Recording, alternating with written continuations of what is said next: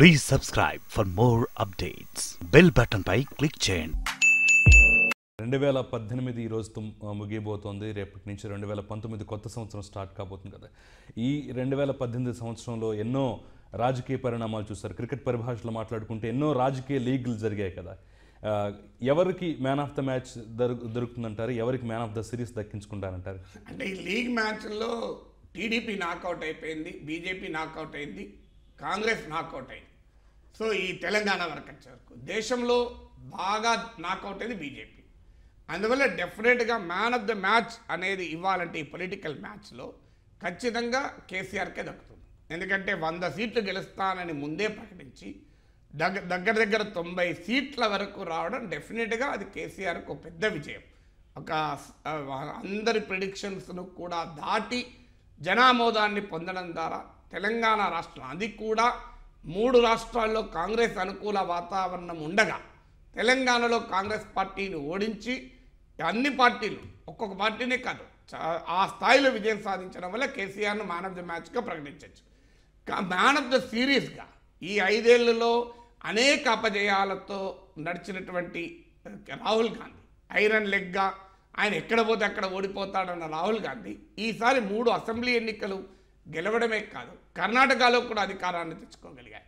అందువల్ల ఈ రాహుల్ గాంధీ ప్రెసిడెంట్ అయిన 1 ఇయర్, ఈ 2018 మొత్తం కాంగ్రెస్ పార్టీ అధ్యక్షుడిగా రాహుల్ గాంధీ ఉన్న కాలం, ఈ కాలంలో significant political victories Rahul Gandhi తన ఖాతాలో వేసుకోగలిగాడు. కనుక man of the series award ఇవ్వాల్సి వస్తే డెఫినెట్గా రాహుల్ గాంధీకే దక్కుతుంది. ఎందుకంటే ఈ 2018లో పొలిటికల్గా కన్సాలిడేట్ అయినటువంటి నాయకుడు కేసీఆర్ మొదటి నాయకుడైతే దేశంలో డెఫినెట్గా రాహుల్ గాంధీ గతంతో పోలిస్తే మెరుగైనటువంటి స్థితికి వచ్చారు. ఒకప్పుడు రాహుల్ గాంధీ అంటే అసలు ఆయన మాట్లాడడమే రాదు, ఆయనే రాజకీయాలు చేస్తాడనే స్థాయి నుంచి మోడీని డి అంటే డి అనే స్థాయికి వచ్చాడు అనే ఒక పర్సెప్షన్ అనేది పెరగటానికి ఈ కాలంలో మొదలైంది. అందువల్ల ఇది అసెంబ్లీ ఎన్నికల్లో ఇది నేననేది కాదు, బీజేపీ మిత్రపక్షమైన శివసేన అంటున్న మాటలు, ఇది నా మాటలు కూడా కాదు. So man of the match అనేది రాహుల్ గాంధీ అని చెప్పి శివసేన చేసిన వ్యాఖ్యలు, బీజేపీ మిత్రపక్షం అది. సామ్నా అనే తన పత్రికలో అధికారికంగా కంగ్రాచులేట్ చేస్తూ చెప్పినటువంటి పత్రిక ఇది. నేనే కాదు, ఆఖరికి రాజ్ ఠాక్రే, మహారాష్ట్ర నవనిర్మాణ సమితి ఎంఎన్ఎస్ నాయకుడు కూడా చేసినటువంటి వ్యాఖ్యలు. అందువల్ల ఈ ఏడాది కాలంలో 2018 ఎవరికి బ్యాడ్ ఇయర్ అంటే డెఫినెట్గా నరేంద్ర మోడీకి, అమిత్ షాకు పొలిటికల్గా బ్యాడ్ ఇయర్, ఎకనామిక్గా కూడా బ్యాడ్ ఇయర్. ఎందుకంటే ఈ కాలంలోనే మీరు పెట్రోల్ ధరలు గణనీయమైన స్థాయికి వెళ్ళాయి, రూపాయి ఘోరమైన పతనాన్ని చూసింది. ఈ కాలంలోనే మన రైతులు ఆగ్రహాలు వ్యక్తం చేస్తూ రోడ్ల మీదకి రావడం చూసాం. ఈ పరిణామాలన్నీ జరిగి మోడీ ఒక ఇన్విన్సిబుల్, అంటే మోడీ అజేయుడు, మోడీని ఓడించడం ఎవరి తరము కాదు అనేటువంటి భావనకు మొదటిసారిగా గండిపడింది.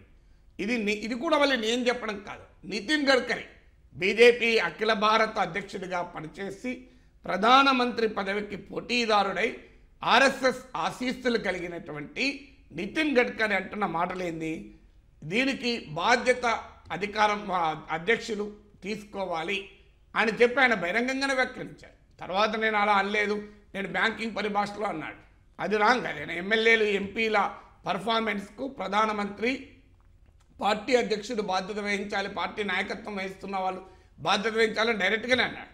అందువల్ల నితిన్ గడ్కరీ అంటున్నది కూడా ఏంటంటే 2018 అనేది మోడీ ఇన్విన్సిబిలిటీ అనే భావనకు, మోడీ అజేయుడు అనే భావనకు తొట్టుపడ్డాయి. అన్నిటికీ మించి ఈ ఏడాది కాలంలో అనేక వ్యవస్థల బలహీనం కూడా మనం చూసాం. ఇది ఆవేదన కలిగించేది. ఎవరు ఓడతారు, ఎవరు గెలుస్తారు కాదు. రిజర్వ్ బ్యాంక్ ఆఫ్ ఇండియా బలహీనం, ఒక ఆర్బీఐ గవర్నర్ రాజీనామా చేయాల్సి రావడం, ఆర్బీఐలో నామినేటెడ్ సభ్యులు గవర్నర్ను బెదిరించే స్థితికి రావడం,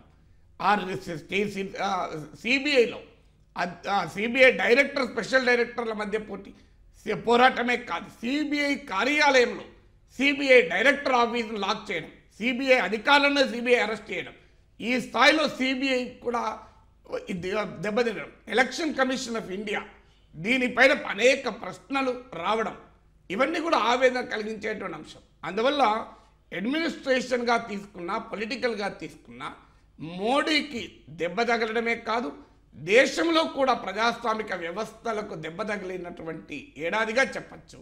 2019 ఈ 2018లో జరిగిన పొలిటికల్ మ్యాచ్ ఫైనల్ రౌండ్ 2019లో జరుగుతుంది. 2018 వరకు కూడా లీగ్ మ్యాచ్లు జరిగాయి, ఒకరు గెలవచ్చు ఒకరు ఓడొచ్చు. కానీ 2019లో ఒక ఫైనల్ పొలిటికల్ మ్యాచ్ జరగబోతోంది. ఈ ఫైనల్ పొలిటికల్ మ్యాచ్ అయినా భారతదేశానికి ఒక బలమైన నాయకత్వాన్ని, ప్రజాస్వామిక వ్యవస్థల్ని బలోపేతం చేసేటువంటి పాలన దిశగా ఈ దేశం అభివృద్ధి అవుతుంది, ఈ దేశం అడుగులు వేస్తుందని ఆశించడమే మనకున్న అవకాశం.